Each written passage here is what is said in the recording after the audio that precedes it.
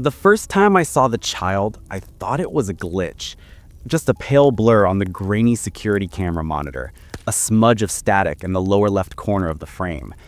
But after staring at the monitor in the dim office for nearly 20 minutes, I realized the shape wasn't disappearing, wasn't flickering away like bad pixels, but was instead beginning to move, inch by inch, shifting its small, blurry form across the dimly lit hallway on the screen. And I leaned closer, listening to the low hum of the building's old ventilation system and the faint rattle of the security desk fan, trying to convince myself it was just my tired eyes playing tricks on me. I had only taken this job 2 weeks earlier, the night shift security position for a quiet corporate building in downtown Houston, a place with long hallways and motion-activated lights that mostly stayed off after midnight, giving the entire building a feeling that it was holding its breath in the dark. Hours passed slow here, painfully slow, and I often found myself staring at the monitors just to feel like something was happening. The building's owner liked to joke that the place was dead after sunset, but tonight it felt truer than ever, especially as I sat alone in the flickering glow of the monitors, watching that small white blur stand perfectly still at the far end of the east hallway. At first, it was nothing more than a faint outline, barely the height of a child. But what made my stomach twist into knots was the way the shape stayed completely still for so long. Too still, as if waiting for something, as if listening. My eyes burned from staring at the screen, but I couldn't look away, not even as I reached for my coffee cup, my fingers trembling slightly, the ceramic scraping softly across the cluttered desk. I had watched enough security footage to know how shadows behave, how glitches flicker, how light refraction distorts on low-quality cameras, but this was none of those things. This was a shape with intention, a shape with weight, and it was beginning to step forward. The motion sensor should have activated the hallway lights as the shape crossed the invisible trigger line, but the lights remained off, trapping the corridor in the same eerie darkness as before, and that sent a cold rush down my spine. Because if something was moving and the sensors didn't pick it up, then whatever it was didn't have a body, or at least didn't have one anymore. I swallowed hard and leaned closer to the monitor, squinting to make out details in the low resolution. Slowly, so slowly I almost doubted it was happening, the figure raised its head. I could see now, yes, I could see a face forming, blurred but unmistakably human, with hollow eyes that seemed too dark for the washed-out camera feed. A child's face, but not right, not natural, not alive. I whispered to myself, nope, this is some kind of error, some glitch. But my voice cracked, betraying my fear, and the moment I spoke, the figure stopped moving entirely, as if it had heard me through the screen. My breath caught in my throat. The building around me felt suddenly colder, every sound amplified, the distant drip of a faulty bathroom faucet, the hum of fluorescent bulbs struggling to stay lit, the tapping of my own heartbeat pounding inside my ears. Then the figure tilted its head, an angle too sharp, too sudden, like a puppet's jerky movement. The hallway lights flickered once, twice, and then everything went black on that camera feed. Just static, just white noise. But in that fleeting half second before the screen died, I saw it. Not imagined, not blurred, not mistaken. A child, a girl, maybe 7 or 8 years old, wearing something old-fashioned. A simple pale dress, her hair tangled and hanging over half her face, her skin almost translucent like someone fading out of existence. And she was staring straight into the camera, into me. My hands turned ice cold. I reached for the panel to switch the camera to infrared mode, hoping the upgraded view would reveal nothing, hoping it would show an empty hallway and I could laugh at myself for letting paranoia get to me. But when the infrared camera flickered back on, the hallway appeared washed in cool grayscale tones, and there she was, standing only 10 feet closer to the camera, clearer now, her eyes two bottomless pools of darkness that didn't reflect any light, her bare feet touching the polished floor without casting a shadow. I jolted backward, knocking over my cup and sending cold coffee spilling across the desk, but I didn't take my eyes off the monitor. The child wasn't just standing there anymore. She was raising one hand, slowly, deliberately, reaching toward the camera with small fingers curled like she was about to knock on the screen. The motion sensors remained silent. The light stayed off. My radio crackled on the desk beside me, just a brief pop of static, but that sent a jolt of adrenaline through me. Then the child's mouth moved. It didn't open the way a normal mouth would. It stretched, too wide, too thin, like someone tearing fabric. a silent scream. That was the moment the temperature in the office dropped so sharply I could see my breath forming in the air. The screen flickered again, once, twice, then switched back to its regular feed, without infrared. The hallway was empty. No child, no movement, no anomaly at all. Just darkness, just silence. I stared at the footage for a long time, waiting for her to appear again, but she didn't. My hands shook as I rewound the footage, scrubbing back to where she appeared, but the recording didn't match what I saw. In the playback, the hallway remained empty, glitch-free, perfectly normal. I wasn't breathing. The building wasn't breathing. The only thing moving was the faint static crawling across the edges of the monitor. Then as I leaned closer, something changed. On the black reflection in the screen, behind my own faint silhouette, I saw another small silhouette, standing right behind me. And this time, it wasn't in the footage. It was in the room. The next night, Marcus returned to the security room with a knot in his stomach, knowing he would have to review hours of footage again, but something in him felt drawn, like the camera itself was silently calling him back. As he scrubbed through the timeline, the mall speakers crackled with a faint static hum, and for a brief second the lights dimmed, as if something unseen passed through the wiring. At 1:14 a.m., the same exact timestamp as the previous night, the north hallway camera shimmered with mild distortion. Marcus leaned forward, eyes narrowing, his breath caught in his throat as the temperature in the monitoring room dropped sharply, frosting the edges of the screen. Then it happened again, the tiny figure of a child appearing at the far end of the corridor, not walking in from any direction, but simply emerging into existence, as though she had always been there and his eyes had just finally decided to see her. This time she didn't just stand still, she lifted her left hand slowly, hesitantly, almost like she was reaching toward the camera. Marcus felt the unnatural urge to respond, his hand twitching up instinctively before he cursed under his breath and lowered it. He leaned closer to the screen. The child took a step forward, and as soon as her foot touched the floor, the camera picked up a faint tap, the kind that echoed slightly as if in a long, empty hallway. But the mall was carpeted. There should be no footsteps at all. Marcus paused the footage, replayed it, listened again. The tap sounded clearer. He checked the hallway live feed. Nothing there. Just an empty, silent corridor. But in the recorded footage, the child took another step, and another, her small, pale feet producing those impossible echoes. Marcus felt his palms sweat as he scribbled notes, trying to stay professional, trying to stay rational, but his heart hammered harder each time the sound repeated. When the child was halfway down the corridor, the camera warped, and for a moment her figure split, one image standing still, the other walking, like two realities overlapping imperfectly. The sound of footsteps multiplied. Marcus yanked off his headphones and stood up, stumbling back from the desk. The live hallway feed was empty. The recording showed a child approaching, and somewhere outside the room, he heard tapping. Not from the speakers, not from the footage, from the real hallway outside the security office door. Slow, soft, and impossibly childlike.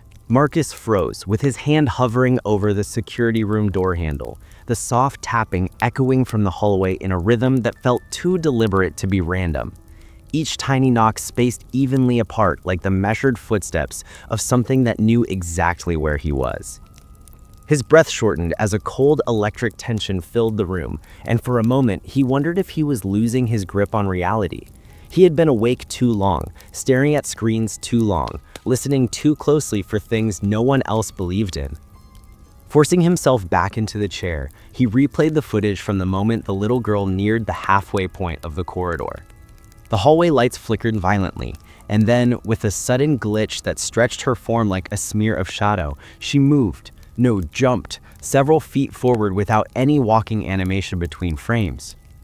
Marcus leaned in, whispering, "What the hell?"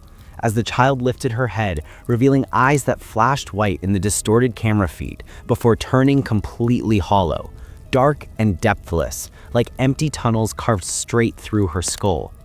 She took one more step forward and then vanished. Not off screen, not around a corner, not out of frame. She simply blinked out of existence like the camera had forgotten she was there. Marcus rewound the feed. Frame by frame she faded, her outline blurring, thinning, and then dissipating into the grainy darkness.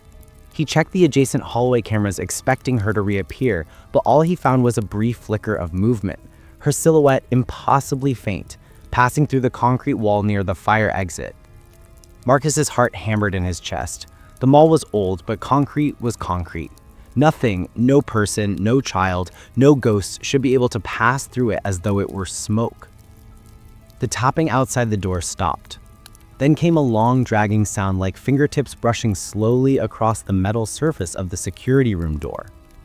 Marcus stared at the doorknob as it trembled slightly, as though something was testing it. He muted the speakers, not wanting to hear another sound, but the speakers didn't matter.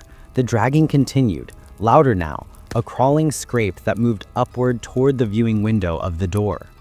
Against his better judgment, Marcus leaned closer to the glass. At first, he saw nothing. Then a small shadow rose into view.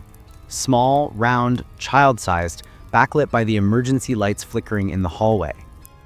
The silhouette pressed closer, and Marcus felt his throat tighten as a tiny handprint appeared on the other side of the glass. The fingers unnaturally long, stretched like something imitating a human child's but not quite understanding the proportions. He stumbled backward as a second handprint smudged onto the window, then a third, then dozens, appearing rapidly, overlapping, crawling across the glass from the outside. He tried to grab his radio, but before he could speak, every monitor in the room switched to the same feed. The little girl standing directly outside the security room door, her hollow eyes staring into the camera as though she could see straight through it, straight into him.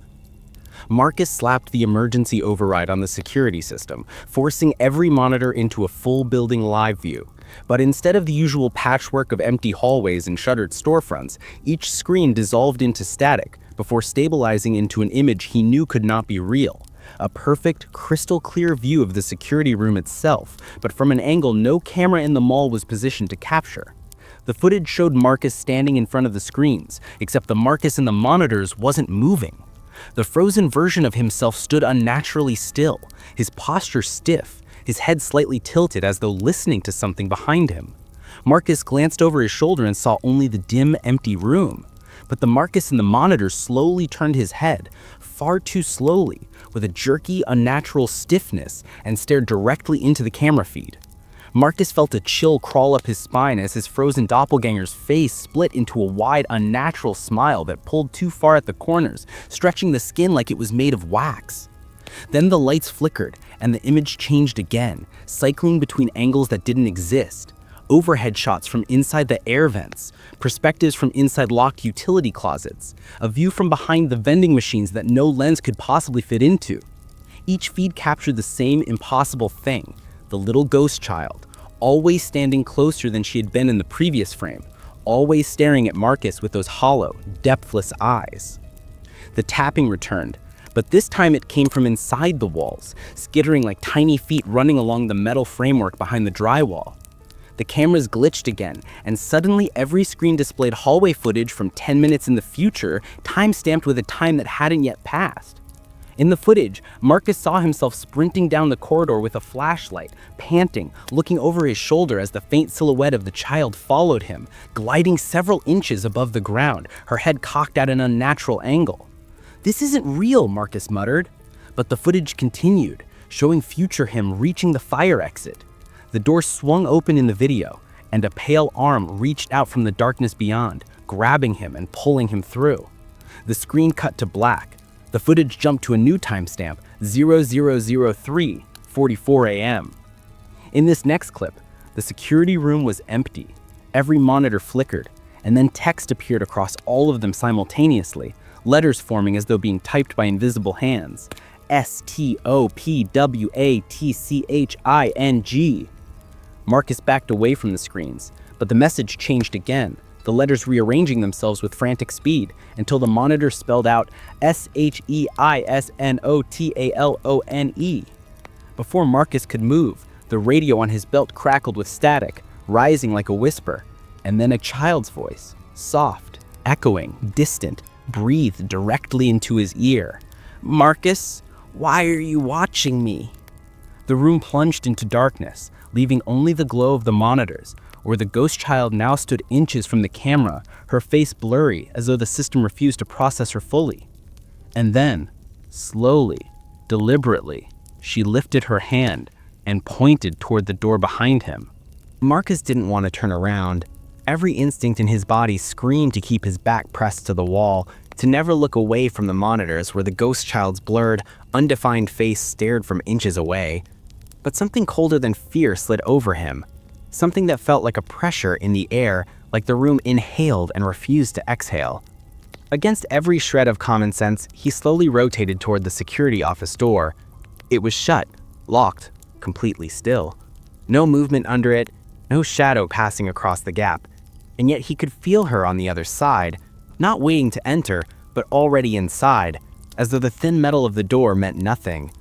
He stepped back, inhaling sharply as the temperature plummeted.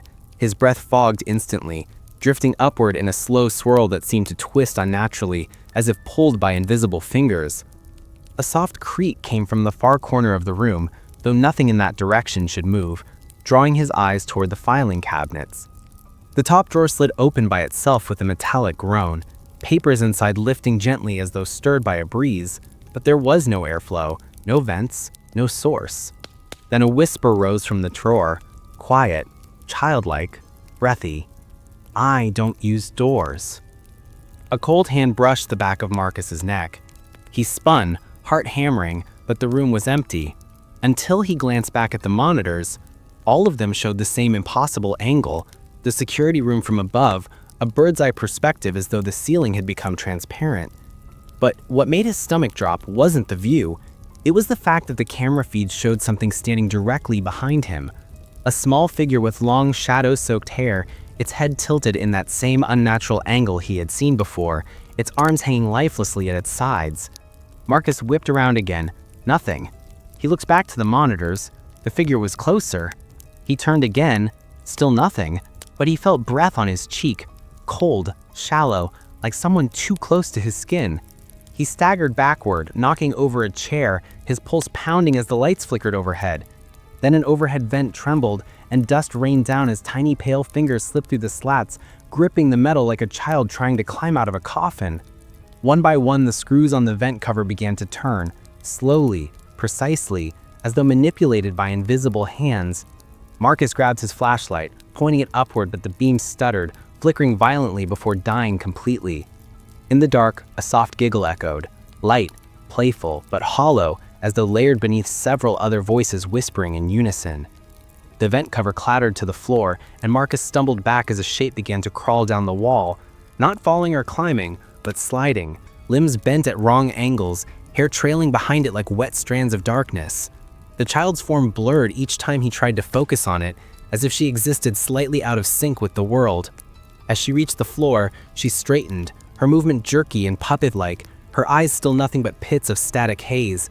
Marcus hit the emergency fire alarm, but the switch refused to budge, frozen in place. He backed toward the door, fumbling with the lock, but the metal felt hot, burning his palm.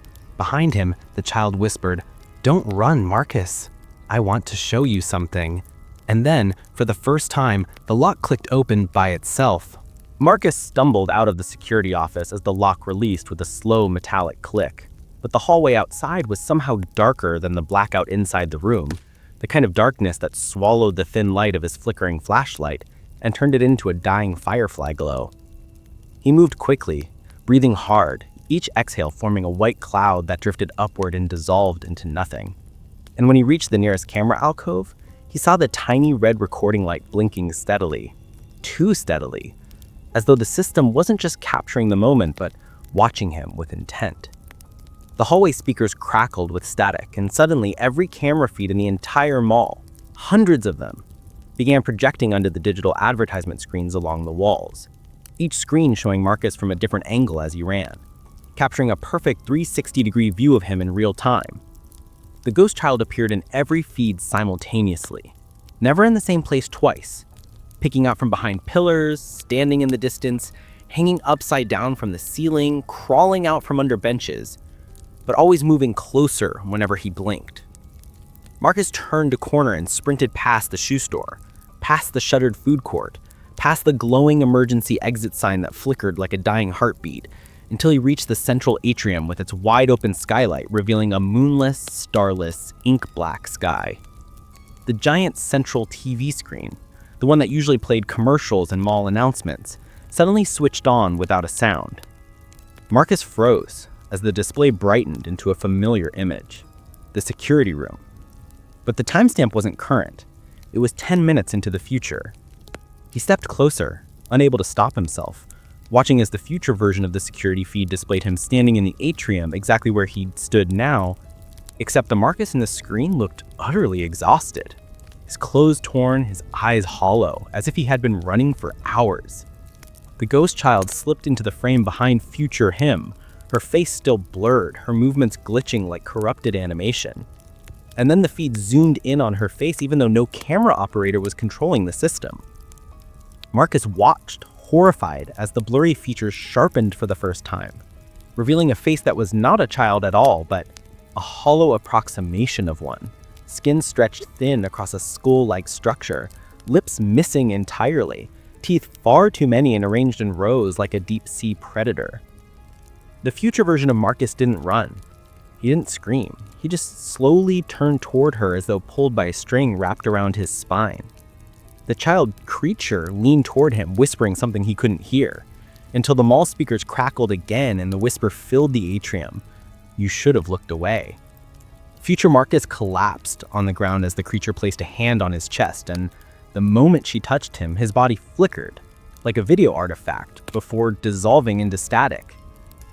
The TV screen went black, and then it came back on. Now it wasn't showing the future, it was showing right now. Marcus watched himself standing before the screen, breathing hard, trembling, staring up at the footage. But something else was in the frame with him. Something he hadn't sensed yet. A shape. A shadow. Not the child, something larger, broader, more human in outline but with limbs too long, posture too crooked, and a head tilted like a broken marionette. It stood only a few feet behind him. Marcus turned slowly, dread pressing down on him like a physical weight. But nothing was there. He looked back at the screen. The figure was closer. He turned again. Nothing, the screen. Closer still, a whisper curled through the darkness behind him, warm and wet against his ear. "The camera sees me even when you can't." Marcus lunged for the emergency door, slamming his shoulder against it until it burst open, spilling him into the cold night air outside the mall. He didn't stop running until his legs gave out in the parking lot, collapsing beside a row of empty shopping carts, gasping as distant sirens approached. Later, when the police reviewed the security footage, they found hours of corrupted files. Except one clip. A single recording remained intact. The last one Marcus ever saw. It showed him entering the atrium, staring up at the screen, his expression shifting from fear to recognition, and then, without warning, his body jerking violently upward as though pulled by unseen hands, vanishing into the darkness above the skylight. The camera feed zoomed upward into the black void even though no one was controlling the system. And for 2 seconds, something stared down into the lens. Something not the ghost child. Something older. Something hungrier. The police wrote it off as a glitch. The mall shut down for renovations. Marcus was never found. The cameras never stopped recording.